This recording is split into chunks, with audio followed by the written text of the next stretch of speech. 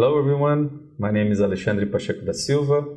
I'm a law professor at São Paulo Law School at Getúlio Vargas Foundation, and I'm also the coordinator of the Center for Education and Research in Innovation. I'm here with Professor John Swinson from the University of Queensland. He's conducting a course, a short-term course here at FGV, and he kindly agreed to give us this interview about the relationship between law and technology. So, Professor Swinson, it's a pleasure to have you with us today. And I would like to ask you first, could you introduce yourself and explain what's your course about? I'm John, I'm from Australia, and we're teaching a course here for 1 week which is called Business in a Borderless World. So it's how do you do business online internationally? So doing business is hard, but once you add international and online, it makes it even harder. So how would a company in Brazil that wanted to sell clothing throughout the world on the internet conduct its business? What legal rules does it need to know? How will it conduct business without getting into trouble? So that's what the course is about. Oh, that's very interesting. So my first question for you for this interview, it is how is technology impacting the legal field in your view? Yeah, so I think it's impacting the legal field in three ways. One, it's creating new areas of law or new legal questions that people haven't thought about. Second, it's impacting companies that wouldn't be involved in technology are now having to understand technology.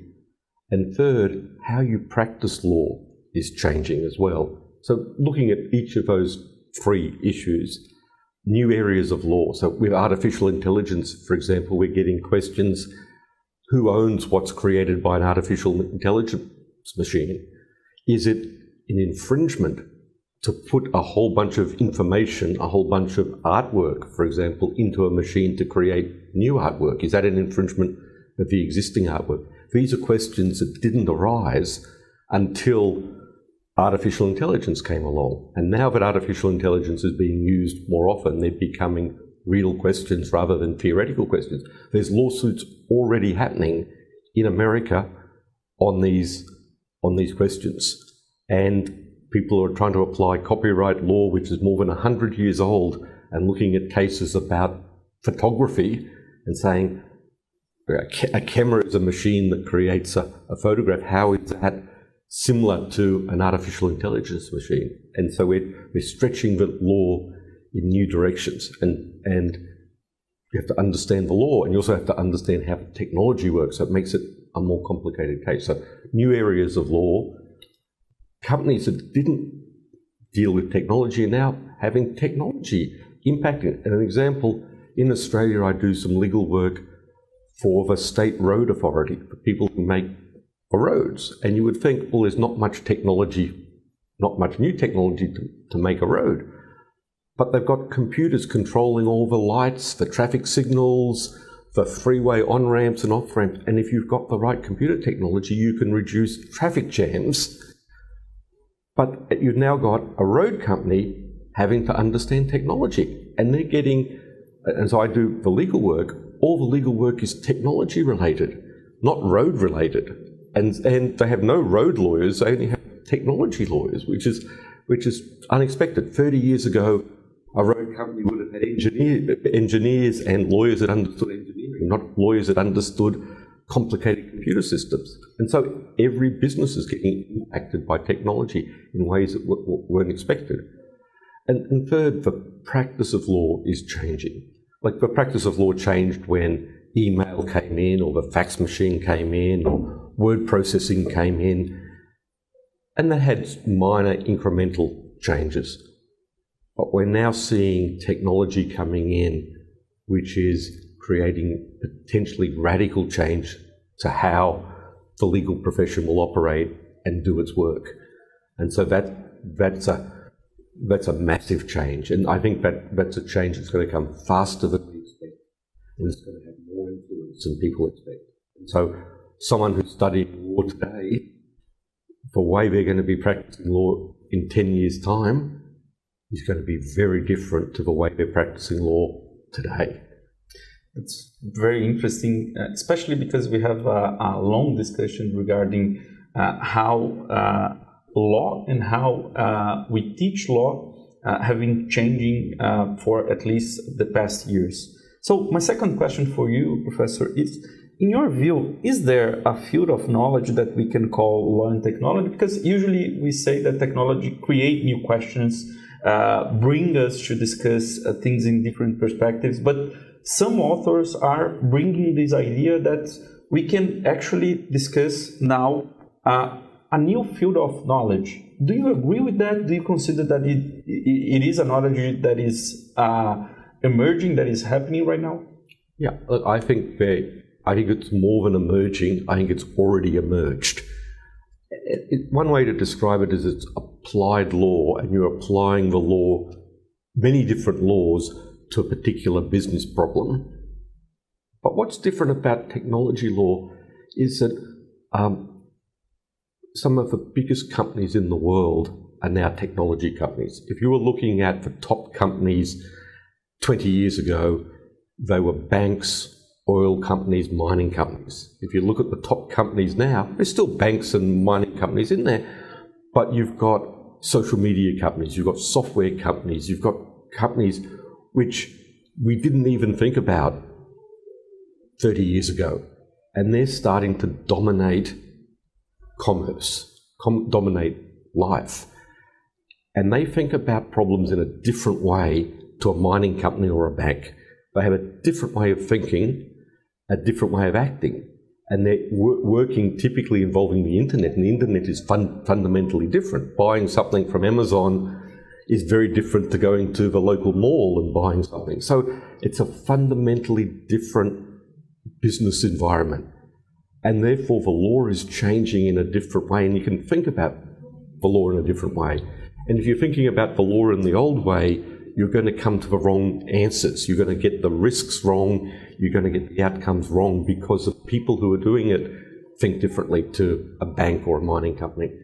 Some of the questions, of course, are the same, right? Employment law for a technology company is going to be similar to employment law for a bank, not radically different. But when you're looking at the product of Netflix is very different to products that existed 20, 30 years ago.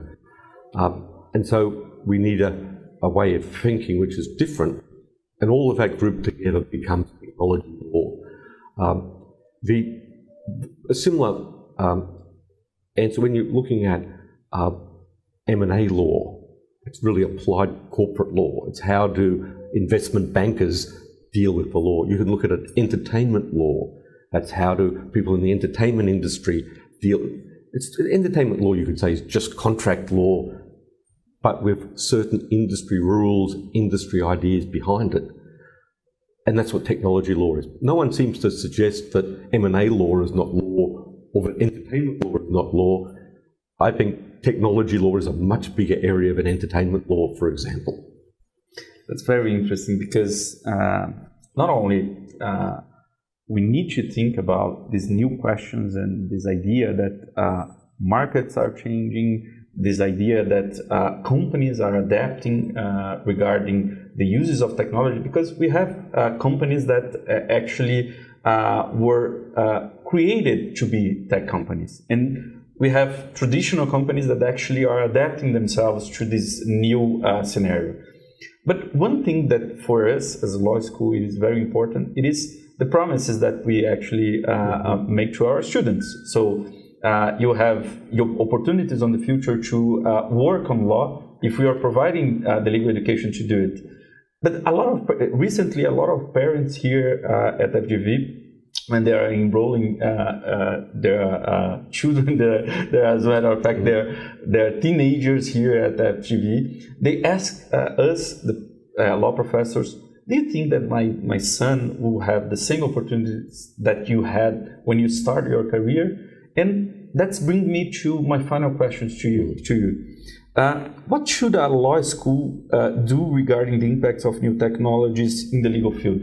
With this image of the type of opportunities that we can provide to our students when we actually promise that they will have a good legal education, and that we could actually bring all of those challenges that you mentioned before to them in this legal education environment.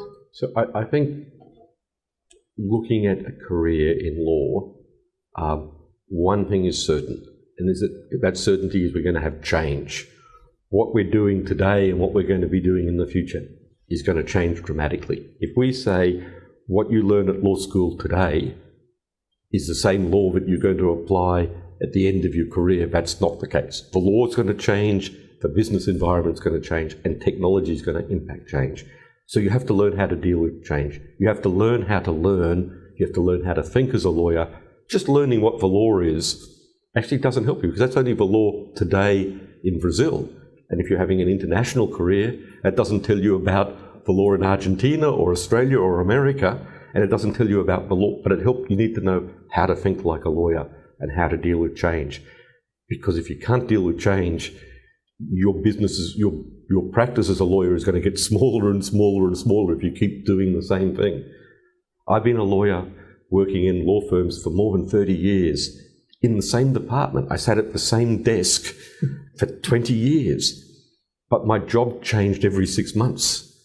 What I did at the end of my 30 years in a law firm and even 10 years previously was very different. Even though it had the same title, even though it had the same job description, what I was doing was very different. Maybe if you're a banking lawyer, maybe if you're a property lawyer, it doesn't change so rapidly.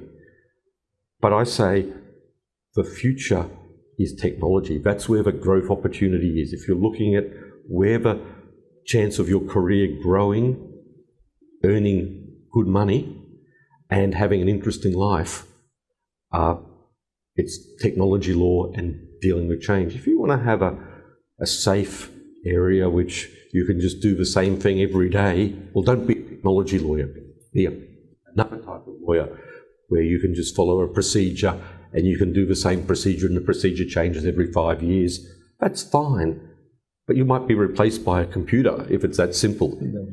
People want lawyers that can look to the future and help them navigate the world into the future, not looking at the past.